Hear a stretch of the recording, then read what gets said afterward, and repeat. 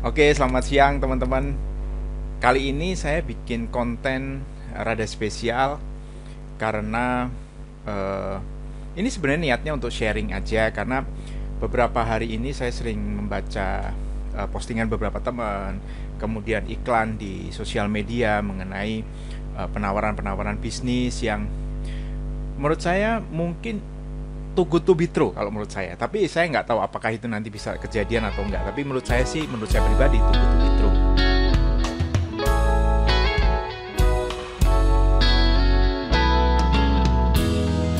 Dimana salah satu penawarannya adalah penawaran bisnis. eh, Ayo join bisnis saya, 1 bulan saya bisa beli Mercy baru, atau join bisnis saya cukup dilakukan sambil rebah-rebahan gitu, langsung bisa kaya dan beli rumah, beli mobil mewah gitu ya, tanpa melakukan apa-apa. Saya terus terang orang yang selama ini belum pernah seberuntung itu. Artinya saya punya bisnis, kemudian saya nggak ngapa-ngapain, bisnis saya bisa menghasilkan sampai bisa beli rumah dan mobil mewah seperti itu. Nah, saya tidak bermaksud untuk menjelek-jelekkan bisnis seperti itu atau memberikan opini terhadap bisnis seperti itu, karena balik lagi itu mungkin bisa terjadi bisa tidak. Tetapi kali ini saya akan sharing apa yang sudah saya lakukan berdasarkan pengalaman saya sejak 2006 keluar dari industri media, kemudian merintis bisnis dari sejak mulai beternak bebek, kemudian akhirnya membangun namanya Mr. Black Coffee dari 2006 sampai dengan hari ini, dan membangun satu usaha financial consulting yang berbendera BHR gitu ya. Dan ini sebenarnya sudah saya pernah tulis di dalam buku saya, judulnya Membangun Istana di Tengah Parit. Maka sharing hari ini, kenapa saya namakan, saya beri judul Membangun Istana di Tengah Parit, gitu teman-teman semua. Oke, kita akan mulai sharingnya. Mungkin teman-teman sudah tahu sedikit mengenai saya. Saya S1 di IPB, kemudian saya memiliki gelar Certified Financial Planner dari UPH, Universitas Pelihata Harapan. Dan ini adalah beberapa karir dan pencapaian saya. Saya juga punya usaha sektorial, tadi jualan kopi. Kemudian saya juga punya perusahaan financial consulting, itu namanya BHR. Nanti saya akan ceritakan mengenai BHR ini secara lebih khusus, karena ini yang nanti menjadi objek cerita saya. Gitu ya, saya juga mengajar dan saya juga menulis buku, teman-teman. Sejauh ini sudah ada 4 buku dan saya sedang dalam proses menulis untuk buku kelima. Buku kelima ini lebih banyak bercerita mengenai urut-urutan ketika kita punya uang, bagaimana kita merencanakan aset, ketika kita sudah merencanakan aset, bagaimana merencanakan warisnya. Jadi benar-benar hulu ke hilir. Itu semua saya susun berdasarkan pengalaman dan interaksi dengan teman-teman dan nasabah-nasabah yang saya bantu. Oke. Nah, sedikit disclaimer untuk materi ini adalah tentu saja materi ini bersifat subjektif karena disusun berdasarkan perjalanan dan pengalaman mengelola BHR agency gitu ya. Bila ada yang cocok ya silahkan diambil, kalau enggak ya nggak usah diambil gitu ya. Artinya apa? Saya pengen cerita bahwa apa yang saya bangun tadi dari kopi, nulis buku, consulting, itu semua dibangun berdasarkan proses gitu ya. Dan uh, tidak ada yang saya lakukan sambil rebah-rebahan. Kebetulan seperti itu, gitu ya. Nah, saya akan mulai dari awalnya sendiri. Kenapa waktu itu BHR dimulai dari membangunnya dimulai dari membuat satu agensi asuransi. Kebetulan istri saya sudah 20 tahun di industri asuransi, kemudian suatu kali ada penawaran dari salah satu perusahaan asuransi joint venture, dan kami, sebetulnya istri saya yang ditawarin, diminta untuk membuat satu agensi yang memegang untuk wilayah Greater Bogor gitu ya. Nah, pertanyaannya, ngapain sih masuk ke bisnis asuransi, kan pasti pertanyaannya seperti itu kan. Nah, jadi yang banyak diceritakan orang tentang bisnis asuransi adalah ya sulit lah, bisnis yang sulit, bisnis penolakan lah, dilecehkan sama orang gitu karena jualan, mungkin ada yang bilang jualan door to door gitu ya, kemudian gagal karena memang banyak yang gagal, tetapi yang diceritain memang yang gagal-gagal aja, dan ini bisnis hanya memang untuk para pengangguran aja gitu, katanya seperti itu gitu ya. Tetapi apakah benar seperti itu? Saya harus luruskan bahwa banyak yang diceritakan orang seperti ini, tetapi yang tidak banyak diketahui orang adalah di bisnis ini kita juga harus pinter karena kita ngedukasi orang gitu. Karena kebetulan dari hasil interaksi saya dengan banyak sekali nasabah, barangkali udah ratusan gitu ya, banyak orang yang bisa cari duit tapi ngelolanya nggak bisa. Mungkin saya kira teman-teman semua juga sudah banyak dengar baca berita ya, dimana mungkin yang paling viral sekarang kan apa namanya, para penduduk di satu desa di Tuban yang dapat terima ganti rugi miliaran. Apa yang mereka lakukan pertama kali? Beli mobil. Ketika duitnya habis buat beli mobil, buat beli tanah lagi udah nggak ada. Akhirnya mereka ya sudah, udah gitu beli mobil tetapi tidak bisa nyetir mobil, akhirnya mobilnya nabrak-nabrak. Nah itu perlu edukasi. Bagaimana mengelola uang? Bagaimana supaya uang itu memberi keberlangsungan hidup, gitu ya. Juga memberi ilmu tadi, mengedukasi, memberi ilmu otomatis ya. Kemudian bantu orang gitu. Ternyata saya belakangan baru tahu bahwa, dan ini jarang banyak diceritakan orang, adalah eh, banyak keluarga-keluarga yang terbantu karena punya asuransi. Dan umumnya yang di-share di sosial media itu komplainnya. Kenapa? Karena orang biasanya kalau sudah dibantu, sudah keluar klaimnya, jarang mau cerita. Tetapi kalau misalnya ada kecewa gitu ya, itu ceritanya kemana-mana gitu. Nah, saya harus sampaikan bahwa bisnis asuransi itu ternyata banyak bantu orang. Banyak meringankan beban orang. Ya bayangin kalau misalnya kayak sekarang zaman COVID itu, saya pernah dengar cerita dari salah satu tim kami, itu satu keluarga, 4 orang, itu klaim untuk COVID-nya hampir 1 miliar gitu. 200 juta per orang. Itu luar biasa gitu. Itu kalau nggak punya asuransi ya lumayan gitu ya. Maka ini yang jarang diketahui orang gitu ya. Nah, apalagi yang jarang diketahui orang adalah bahwa di profesi ini itu adalah profesi untuk orang-orang sukses, justru bukan orang-orang gagal gitu ya. Kalau tadi bicara ada yang gagal, pastilah profesi apa sih yang nggak ada gagalnya, pasti ada gagalnya. Tetapi yang gagal ini suaranya lebih banyak gitu, suaranya lebih kencang dibanding yang sukses. Karena ya alami aja, kalau kita cerita kesuksesan diri sendiri itu kan kayaknya sombong gitu ya. Orang nanti bilang sombong. Tapi sebenarnya banyak yang sukses gitu. Dan di situ karena apa namanya, ada target, kemudian ada pencapaian, ya di situ pasti banyak prestasi. Artinya kumpulan orang-orang juga yang berprestasi, sukses berprestasi. Dan ini elit. Elitnya kenapa? Karena ternyata tidak semua orang bisa gitu. Banyak orang yang pengen masuk karena mungkin awalnya masuk tergiur oleh tadi penghasilan dan segala macam, tetapi ternyata nggak bisa karena nggak tahan di prosesnya gitu. Dan tentu saja sukses dan prestasi tadi mendapatkan apresiasi gitu kan. Nah ini yang jarang diceritakan oleh orang. Maka tahun 2014 ketika istri saya bilang ayo join di bisnis asuransi, saya terus terang juga belum kebayang gitu ya. Sampai akhirnya saya pikirin gitu ya, saya orang yang suka mikir gitu ya. Saya pikirin dan kemudian saya nemu satu quote bagus dari Pak Warren Buffett. Ya, saya kira semua orang tahu, teman-teman juga pasti tahu siapa beliau. Yang dia cerita bahwa apa namanya? Yang ini saya kutip di dalam buku saya di halaman 19 bahwa kalau bisa kita bikin bisnis itu adalah apa namanya? Kalau bisa bisnis kita itu ibaratnya satu bangunan, satu istana yang dikelilingi oleh parit, gitu ya. Parit itu kita bayangkan sebagai obstacle. Jadi nggak semua orang bisa masuk ke gedung atau istana itu gitu ya karena ada obstacle itu. Karena ada halangan itu gitu. Ada proses yang memang harus dilalui untuk bisa sampai ke gedung itu. Dan kalau bisa paritnya itu diisi sama ikan piranha sama buaya.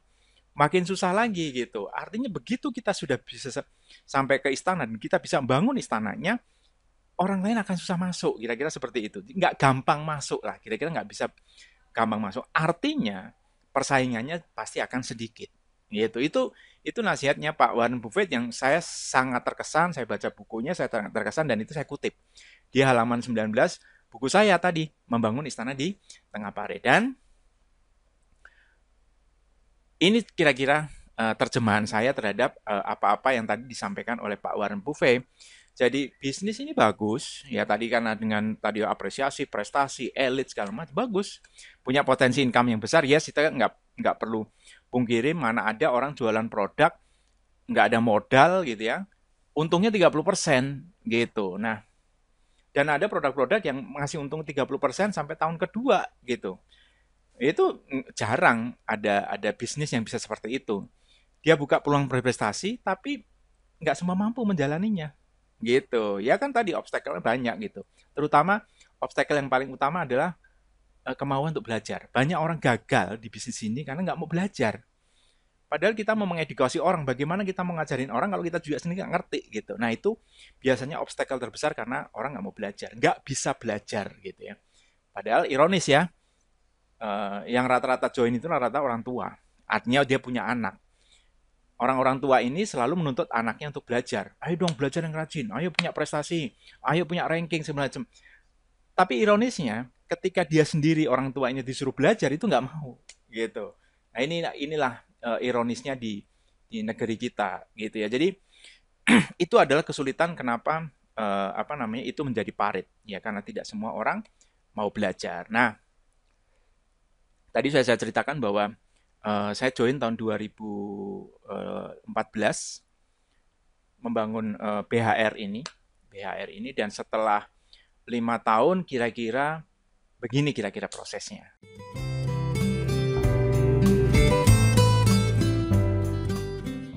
Nah, saya perlu ceritakan dulu bahwa latar belakangnya. Nanti kenapa kami melakukan ini, kenapa melakukan itu. Jadi setelah kami masuk gitu ya, saya dan istri saya masuk ke bisnis ini, kami belajar gitu ya. Apa yang kami lakukan pertama kali adalah kami melakukan studi banding. Jadi kami minta rekomendasi memang agensi-agensi atau apa namanya perusahaan agensi yang memang sudah sukses gitu ya, di mana kami datang. Jadi waktu itu kami datang ke Malang. Kemudian kami juga datang ke Jakarta karena kami di Bogor, gitu ya. Kami datang ke Jakarta, ke Malang. Kami belajar kepada agensi-agensi yang memang sudah sukses. Tapi kami melihat bahwa rata-rata agensi yang besar dan sukses itu, gitu ya, itu usianya 15 sampai 20 tahun gitu. Bangunnya itu perlu waktu 15 sampai 20 tahun. Sedangkan kami berdua, saya dan istri saya itu umur udah 50, umur saya udah 50 tahun gitu. Istri saya sedikit di bawah itu, tetapi kurang lebih sama lah. Artinya kami berpikir bahwa kalau saya harus bangun bisnis 15-20 tahun, kelamaan. Waktu kami nggak banyak. Ya artinya gini lah, kita juga pengen menikmatin gitu. Kalau bisa umur 60 gitu, 55, 60 kami sudah pensiun gitu. Sudah menikmati hasil bisnis ini gitu. Setelah kita kerja keras, kita nggak terlalu lama kerja kerasnya, kita sudah bisa menikmati. Maka kami berkesimpulan bahwa dari hasil belajar itu bahwa kami perlu akselerasi. Karena dalam bisnis ini nggak ada shortcut, nggak ada jalan pintas. Yang kita bisa lakukan adalah mengakselerasi. Bagaimana caranya 15-20 tahun itu kita lipat menjadi hanya mungkin 7-10 tahun maksimal. Jadi usia 60 tahun kami sudah bisa menikmati gitu, sudah bisa pensiun lah istilahnya. Bisnis sudah bisa berjalan. Nah, lalu kami belajar dari situ dan kami mengambil satu kesimpulan bahwa ini kesimpulan saya ya, mungkin teman-teman yang sudah lama di industri asuransi mungkin bisa koreksi atau mungkin ini bisa nggak cocok, tapi ini hasil kesimpulan saya bahwa bisnis asuransi itu nggak cuma sekedar selling gitu, nggak cuma sekedar jualan. Ternyata di bisnis asuransi itu dibangun berdasarkan ada dua pilar yang lain selain jualan, yaitu pilar training and development, mengembangkan manusia, dan rekrutmen. Jadi sebenarnya rekrutmen dulu. Rekrutmen dan training development. Artinya apa? Bisnis ini bisa berkembang, ya sebagaimana bisnis yang lain ya. Pasti kalau ukuran bisnisnya besar. Ukuran bisnis besar itu bisa diukur dari omset, bisa diukur dari jumlah orang yang terlibat di dalamnya. Gitu. Maka secara periodik itu harus dilakukan namanya proses rekrutmen. Kenapa? Karena kadang-kadang orang ketika masuk ke bisnis ini mungkin masih belum sukses, belum kaya gitu dalam tanda petik ya, belum punya apa-apa. Tetapi dalam perjalanan waktu karena mungkin dia sungguh-sungguh, dia akan pada satu level di mana dia udah bisa beli apa-apa. Di mana dia ya sudahlah aku berhenti aja. Nah, kalau nggak ada darah segar, nggak ada rekrutan baru, tentu ini bisnis akan berhenti. Maka kita tidak berhenti untuk melakukan rekrut supaya terus ada darah segar, supaya ada terus tenaga-tenaga baru gitu. Semangat-semangat baru. Nah, itu rekrutmen. Pilar yang lain adalah pilar membangun selling tadi adalah training and development, karena orang yang masuk ke sini, masuk ke bisnis ini harus dididik. Ya, tidak semua orang ngerti gitu tentang perencanaan keuangan, perencanaan aset, apalagi perencanaan pajak, perencanaan waris. Nggak semua orang ngerti. Itu ilmu-ilmu mahal semua karena kita harus sekolah untuk bisa mendapatkan itu. Nah, sedangkan orang yang masuk itu diminta untuk bisa ngajarin nasabahnya, supaya nasabahnya punya tadi perencanaan keuangan, perencanaan aset, perencanaan pajak, perencanaan waris yang benar. Jangan sampai nanti nasabah-nasabah ini punya masalah di keuangan di belakang hari. Sekarang mungkin oke-oke aja, tapi begitu nanti pensiun atau mungkin salah satu anggota keluarganya meninggal, gua berantakan gitu karena nggak punya perencanaan yang bagus soal keuangannya. Maka harus diajarin. Ada training and development gitu. Nah, belajar dari situ semua, kami merasa bahwa saya dan istri saya merasa bahwa BHR ini tidak harus cuma bisa jualan aja. Mungkin kalau cuma jualan aja, ya orang dilatih sedikit, jualan mungkin bisa. Atau orang punya bakat untuk bisa jualan, suruh jualan bisa. Tetapi, jualannya benar atau enggak? Gitu. Karena ini ada unsur edukasi loh. Gitu. Maka, berdasarkan ilmu tadi, berdasarkan apa yang kami olah dari kami belajar itu, BHR itu kami bangun berdasarkan BHR Agency terutama dibangun berdasarkan dua pilar. Ya, dua pilar di mana bisnis utamanya adalah BHR Agency, di mana di situ ada agency selling tadi, selling produk-produk asuransi jiwa untuk individu maupun korporasi. Kemudian dibangun juga oleh dua pilar yang lain. Jadi ditopang oleh dua pilar yang lain, yaitu BHR Academy dan BHR Publishing. BHR Publishing itu publikasi untuk menarik orang untuk bisa join, gitu ya. Membuat produk-produk yang menarik supaya orang itu juga tertarik melihat bisnis ini. Tidak salah melihat bisnis ini, tadi yang mereka bayangkan keliru itu kita benerin, gitu ya. Dan ada BHR Academy yang melakukan proses training and development, gitu. Tapi pertanyaannya kan begini, saya dan istri saya ngejalanin bisnis bareng, kami satu kantor bareng, di rumah juga bareng. Bagaimana prinsip yang harus kami pakai supaya kami nggak suka bentrok, gitu kan? Kan repot kalau suami istri ada di rumah bareng, di kantor bareng, kan suka ada bentrok-bentrok gitu ya. Satu lebih dominan dari yang lain, itu nggak bagus kan? Nah, kami punya satu prinsip. Prinsip kami adalah tidak boleh ada dua matahari di satu langit. Gitu. Jadi walaupun kami mengerjakan ini suami istri, kami nggak kerja barengan. Kami punya pembagian tugas yang sangat ketat, gitu ya. Jadi tadi tidak ada dua matahari di satu langit. Jadi langitnya beda, mataharinya beda. Kira-kira seperti itu, gitu ya.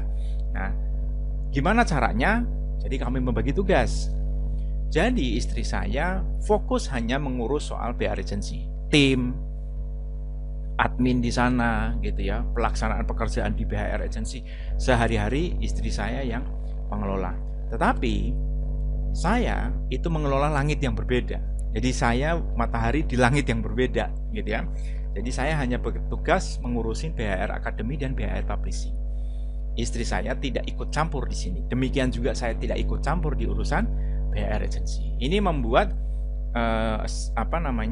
secara pekerjaan friksi kami tidak terlalu banyak karena kami tidak terlalu overlapping.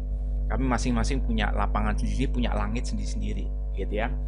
Dan kalau kita bicara timelinenya, ini timelinenya jadi tahun Oktober 2014 itu BHR Agency berdiri. Tadinya namanya tuh Bogor Happy Raining, gitu ya. Bogor Happy Raining. Jadi walaupun sering hujan tapi happy aja gitu. Kemudian itu kami trial and error belajar, itu yang nanti teman saya ceritakan di dalam buku Membangun Istana di Tengah Parit. Hingga akhirnya Juni 2019 BHR ini berubah menjadi satu perseroan terbatas, gitu ya. Tentu saja dengan banyak alasan. Salah satu alasannya adalah supaya ini bisnis menjadi lebih serius. Yang kedua, kami pengen juga menikmati insentif keringanan pajak dari pemerintah, gitu. Jadi ini bagian dari tax planning kami, gitu. Jadi kalau Dulu kan semua masuk rekening pribadi, kita kena pajaknya, PPh-nya adalah dari orang pribadi. Nah, dengan BHR ini karena kami punya admin, punya karyawan gitu kan, ini akan jauh lebih murah. Apalagi sekarang dengan Omnibus Law tahun ini PPh badannya kan menjadi cuma 22%. Kelak 2022 menjadi 20%. Jadi kita juga pengen menikmati insentif keringanan pajak gitu. Dan dari situlah, dari hasil belajar selama 5 tahun itu, BHR berubah menjadi PT Bogor Harapan Raya dan mulai bergerak di 3 pilar tadi. Ada agency, ada akademi, ada publishing. Januari 2020 karena sudah sudah visi kami sudah jelas, pekerjaannya juga sudah jelas, mulai Januari 2020 BHR Academy mulai gaspol. Ya, jadi mulai gaspol. Nanti saya akan ceritakan apa sih gaspolnya, bagaimana cara kita ngegas BHR Academy ini, training and development tadi. Dan di tahun 2021, di mulai bulan Januari, BHR Publishing juga sudah mulai juga gaspol. Itu kenapa nggak bisa simultan? Ya tentu saja karena ini proses yang ngerjain cuma orangnya terbatas, kita juga harus punya prioritas. Jadi begitu BHR Academy sudah running, BHR Publishing juga running, gitu teman-teman. Nah, saya akan coba ceritakan satu persatu. Saya akan mulai dari BHR Agency dulu. Apa sih sebenarnya yang dilakukan di dalam BHR Agency? Jadi kalau kita bicara di BHR Agency, tentu saja ini pekerjaan tim. Nggak mungkin istri saya sendiri yang bekerja, gitu ya. Walaupun tadi saya lebih banyak berperan di publishing dan akademi, bukan berarti saya lepas tangan 100% BHR Agency.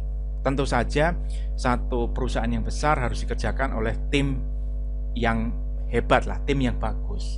Maka di BHR Agency itu sebenarnya dibangun oleh satu tim, kami namakan Seven Samurai. Jadi ada 7 orang yang memang menjadi tim inti, gitu, yang memang sudah berada di BHR sejak BHR itu berdiri. Mereka yang tahu seluk-beluk BHR dan mereka yang sudah sadar betul apa yang mereka harus lakukan dan apa yang akan mereka dapat, gitu. Jadi kami punya namanya tim inti, namanya The Seven Samurai.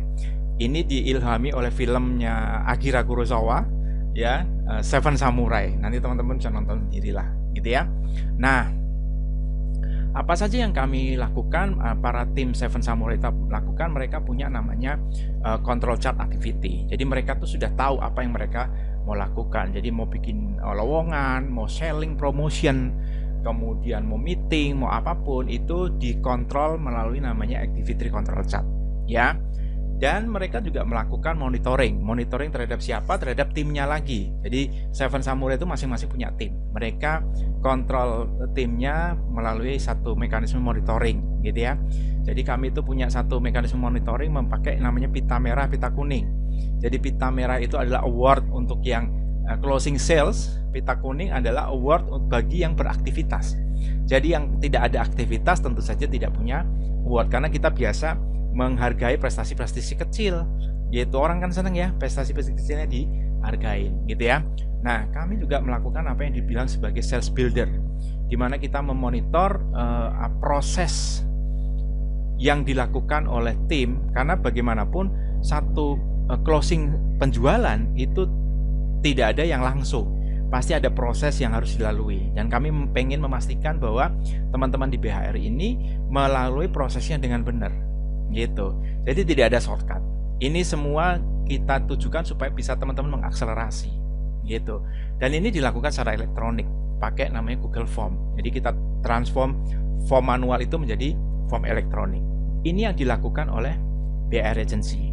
Dan sejauh ini rata-rata penjualan kami memang belum besar, karena ini adalah tim baru. Tadi balik lagi, kalau tim yang udah hebat butuh waktu 15-25 tahun, kami baru umurnya 6 tahun, gitu ya. Tentu saja dengan omset rata-rata per tahun 5 miliar itu sudah cukup mengembirakan, walaupun itu nanti kita pengen banget melakukan improvement. Nah, ini adalah cara yang kami lakukan.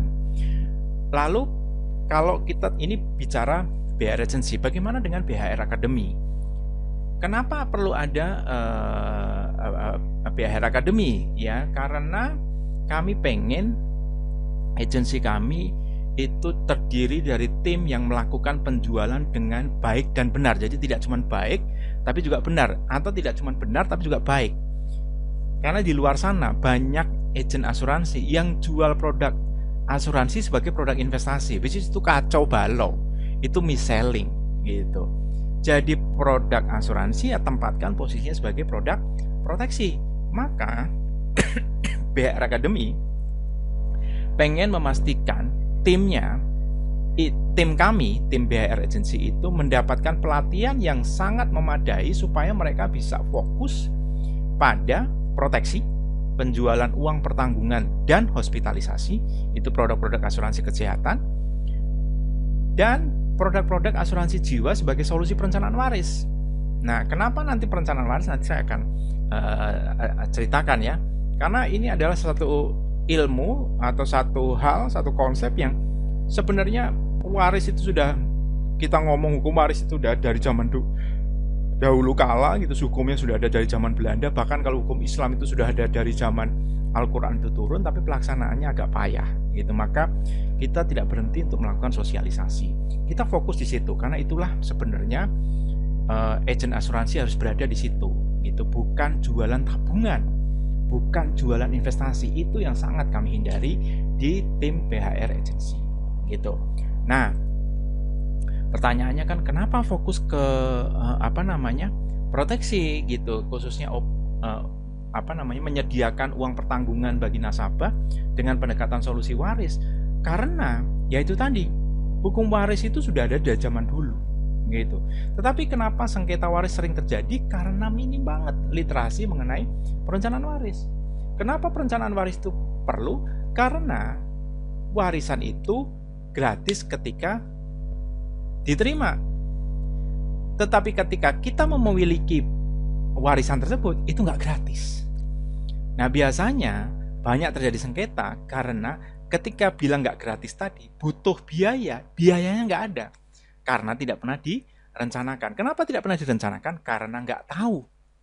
Nah, itu tugas kita semua sebenarnya, tugas kami semua di agensi, para agen asuransi sebenarnya. Sekali lagi, bukan jualan investasi, bukan jualan tabungan. Itu kenapa kita sangat kenceng banget kepada tim untuk bicara mengenai uang pertanggungan sebagai solusi perencanaan waris. Gitu. Lalu pertanyaan selanjutnya adalah kenapa ilmu perencanaan waris ini juga di-share kepada di luar BHR, bahkan di luar perusahaan asuransi tempat kami bekerja sama, kepada industri justru, kepada perbankan justru gitu. Kenapa ilmu ini dibuka kepada siapa aja? Karena kalau saya cuma ngomong sendiri soal perencanaan waris, teriak-teriak sendiri soal perencanaan waris, saya dikira orang gila. Tetapi kalau misal banyak pelaku di industri ngomong hal yang sama, punya kesadaran yang sama untuk bicara kepada nasabahnya, maka suara saya akan terdengar. Suara BHR akan terdengar. Jadi kenapa kami nggak pernah pelit untuk berbagi ilmu ini dimanapun gitu ya? Ya karena ini gitu. Kesadaran itu harus tumbuh bersama-sama gitu. Nggak mungkin saya ngomong sendiri. Saya nanti dikira orang gila gitu. Dan hasilnya adalah sepanjang tahun 2020 kami sudah punya 97 session, kami mengadakan 97 session, kurang 3 session lagi 100. Untuk tidak cuma di internal BHR, tapi juga di industri. Untuk teman-teman di industri asuransi, untuk perusahaan-perusahaan asuransi yang lain gitu, membangun kesadaran, membangun literasi supaya mereka, teman-teman di industri juga bisa cerita kepada nasabahnya dengan cara yang benar gitu. Jadi wah, luar biasa, alhamdulillah sepanjang tahun lalu itu ada 97 session even dalam kondisi pandemi. Jadi menurut saya ini yang kami akan terus bangun. Semangat ini yang membuat kami terus merasa bahwa ini yang harus kita lakukan gitu. Ini yang harus dilakukan oleh BHR Academy. Selain membangun tim kami sendiri, juga membangun di industri. Dan tidak berhenti sampai di situ aja, kami juga bicara untuk teman-teman di perbankan, di banking, terutama untuk nasabah-nasabah priority banking. Kenapa? Karena mereka orang-orang yang berpotensi punya masalah di pembagian waris. Tentu saja karena aset mereka banyak gitu. Jadi perlu ada penyadaran. perlu ada orang-orang yang bisa membuka mindset. Itu makanya saya berbicara dengan para nasabah priority banking di saya kira hampir semua bank multinasional yang ada di Indonesia, itu teman-teman. Nah, itu BHR Agency, kemudian BHR Academy. Bagaimana halnya dengan BHR Publishing? Apa sih sebenarnya tugas dia? Selalu saya sampaikan kepada teman-teman setiap kali saya bicara BHR Publishing adalah gambar ini. Kalau teman-teman ketemu dengan dua orang ini, ya, dengan dua orang ini yang menawarkan satu barang, di mana barang itu harganya sama, fiturnya sama, bentuknya sama, kualitasnya sama, kira-kira akan beli dari siapa? Itu yang pertanyaan selalu saya ajukan kepada teman-teman di industri ketika saya memulai bicara soal BHR Publishing. 99,9% akan membeli dari yang bajunya kotak-kotak. Kenapa? Karena orang yang pakai baju kotak-kotak lebih terkenal daripada yang pakai baju polosan warna biru tua ini. Artinya apa? Artinya seorang penjual itu harus punya publicity. Dia harus dikenal, gitu ya. Sebelum menjadi terkenal, dia harus dikenal dulu. Dia harus dikenal. Supaya apa? Supaya orang mudah percaya. Gitu. Setelah tadi dia pintar belajar di training, dia harus juga terkenal. Karena kalau dia tidak terkenal, dia akan susah untuk jualan barang karena dia perlu waktu untuk meyakinkan orang. Maka perlu satu wadah untuk bisa membangun publisitas tim BHR. Dan teman-teman di industri nanti lama-lama saya akan coba mengelaborate untuk teman-teman di industri, membuat mereka terkenal. Supaya apa? Supaya nasabah percaya, gitu. Nah, cara yang kami lakukan adalah kami menerbitkan buku. Jadi setidaknya hari ini sudah ada yang diterbitkan oleh BHR Publishing, baru satu memang terus terang, Hartamu Bukan Hartamu, tapi kami punya rencana di Juni 2021 akan menerbitkan satu buku lagi, di mana buku ini lebih banyak bercerita tentang pekerjaan di industri asuransi seperti apa sih, bantu nasabah itu masalahnya apa sih, dan bagaimana cara kami mengasih solusi. Sebenarnya itu yang kami ceritakan. Jadi lebih untuk supaya orang aware bahwa pekerjaan ini tidak sekedar cuma jualan aja, gitu. Dan kalau tadi kami bicara soal publisitas, maka kami bicara soal media. Nah, kami menggunakan segala macam media untuk bisa mengangkat, untuk bisa membuat tim terkenal, gitu ya. Semua media, karena sekarang zamannya sosial media, tentu saja kami tidak bisa lepas dari namanya sosial media, gitu. Jadi sejak tahun 2021, kenapa tadi kita bilang bahwa publishing itu gaspolnya 2021? Karena tadinya kami berpikir bahwa yuk publishing itu orang bikin buku gitu. Tapi ternyata nggak sederhana. Buat sebagian orang bikin buku itu nggak sederhana. Gitu. Jadi akhirnya kita berpikir kalau kita minta orang-orang yang sukses ini bikin buku lama gitu. Bagaimana mereka mau menginspirasi? Kita harus nunggunya lama. Maka kita pakai format digital. Kita bikin YouTube channel, kita bikin IG Live, kita manfaatkan Facebook, Twitter, bahkan sekarang mulai masuk ke TikTok gitu ya, untuk membangun awareness tersebut, untuk membangun keterkenalan, publicity tadi. Nah, ini adalah salah satu cara untuk membangun personal branding teman-teman di BHR. Jadi membuat mereka menjadi orang yang tadi berbaju kotak-kotak, lebih terkenal sehingga orang lebih mudah percaya untuk bisa membeli nasihat, membeli produk dari teman-teman di BHR. Nah, teman-teman, itu yang mungkin saya bisa ceritakan mengenai bagaimana kami membangun bisnis ini. Dan ini bukan proses yang pendek. Ini prosesnya panjang. Tidak kami lakukan dengan rebah-rebahan. Kami belum menemukan formula untuk bisa, dalam tanda kutip, kaya secara instan dengan rebah-rebahan. Ini adalah bisnis yang berproses. Dan bisnis yang berproses pun kami bangun dengan visi. Gitu. Ini bukan pekerjaan 1 malam 2 malam. Ini bukan pekerjaan 1 tahun 2 tahun. Ini pekerjaan untuk 7 sampai 10 tahun ke depan. Itu yang mungkin saya bisa sharing teman-teman BHR, teman-teman di channel YouTube saya. Semoga pengalaman ini bisa menjadi inspirasi buat teman-teman yang sekarang sedang membangun bisnis atau akan membangun bisnis. Karena pada dasarnya baik waktu saya membangun Mr. Black, membangun BHR, itu sama aja prosesnya. Kita harus punya visi, kita harus kerja keras, kita mesti ngerti apa yang harus kita lakukan dan bagaimana cara kita melakukan. Terima kasih teman-teman semua, semoga sharingnya bermanfaat. Sekali lagi, kalau ada yang cocok silahkan diambil, kalau nggak cocok nggak usah. Salam sukses untuk kita semua, sampai jumpa di sharing